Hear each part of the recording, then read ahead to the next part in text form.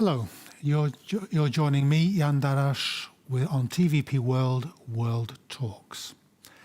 A 4-day truce has been arranged between Israel and the Hamas terrorist organization to facilitate a hostage for prisoner exchange scheme. 50 hostages for 150 prisoners in Israel. But what can this mean for both sides on a general basis and also on a localized basis? And is this the first phase in a very, very long war? I'm delighted to welcome today Eli Nacht, the mayor of the Israeli city of Ashdod. The deputy mayor. Sorry, I promoted you. The deputy mayor of the Israeli city of Ashdod. So welcome to the program. First of all, on a general basis, what is your reaction to the prospect of this truce with the hostage for prisoners exchange deal? Is it something that you think is a victory, a small victory? Is it something that you recoil at? What's your overall reaction to it? I will give you my own reaction and my own opinion, and I think this is the opinion of most of the Israelis also, and we are disappointed by this decision.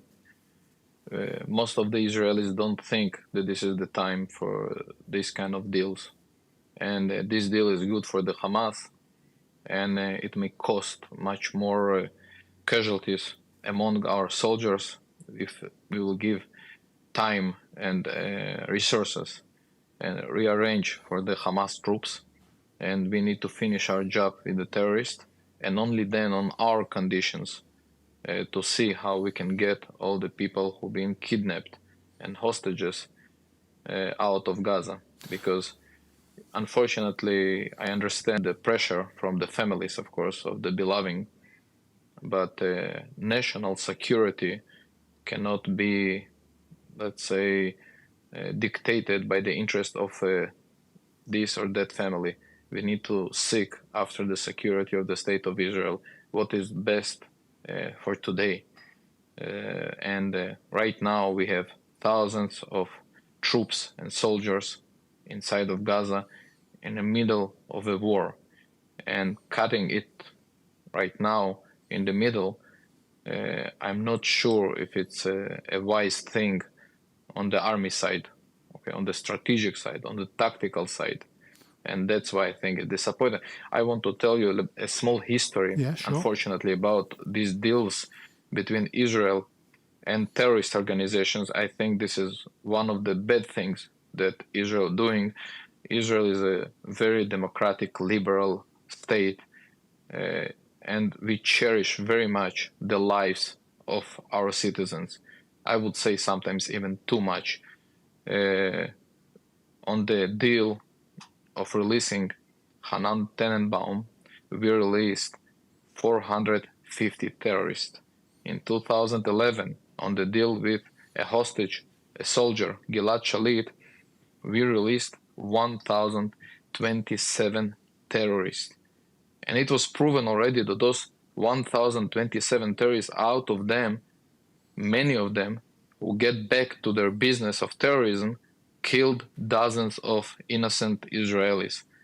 So in the equation of what is worth more, how we can save more the lives of the Israelis, so probably the best thing, and of course I understand it's very hard right now to say to all those families that we cannot negotiate with terrorists, but it is something we need to do, because if we keep negotiating with the families, with the terrorists, we are giving them more and more motivation for the future to kidnap more hostages and ask for a very, very, very big prices that I'm not sure we as a society need to pay.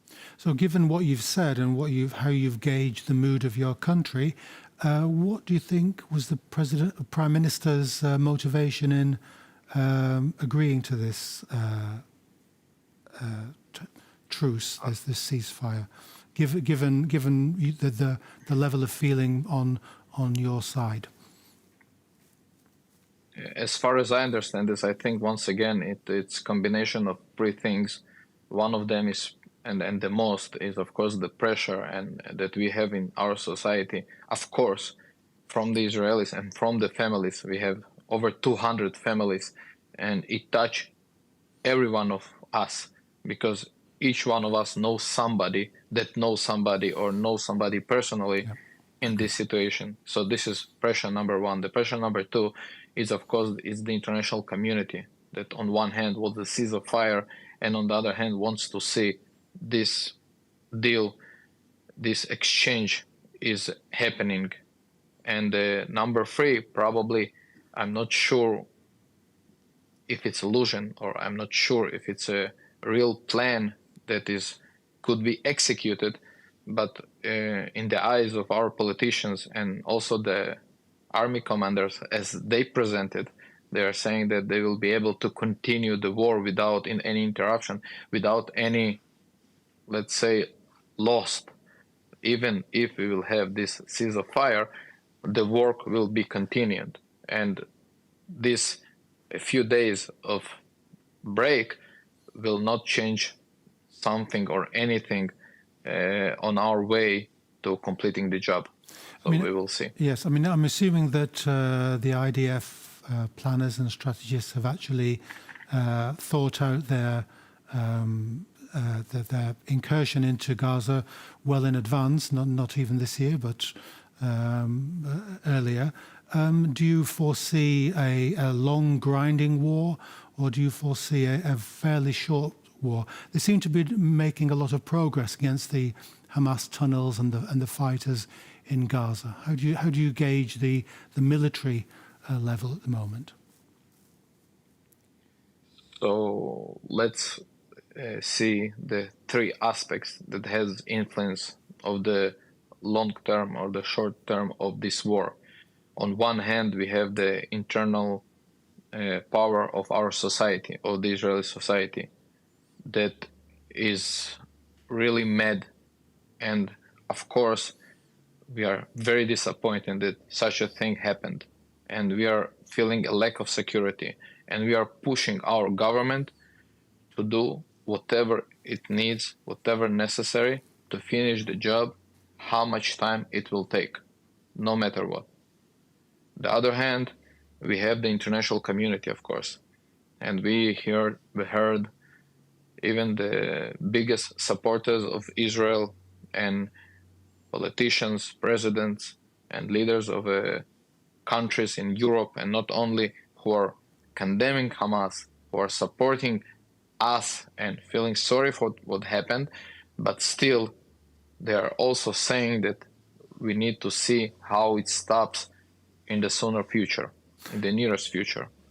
And the power number three is, of course, our politicians, because they also understand that on one hand they have our society, on the other hand they are not sure how much longer our economy, our political system, because we are supposed to head also on elections, and many other factors can be postponed for such a long term. For what I understand, this is the matter for another few months. That's what I understand. How do you react to the Western pressure on for Israel to exert moderation? I mean, is this just a ridiculous idea in the current circumstances? How do you react to people in the West criticizing Israel and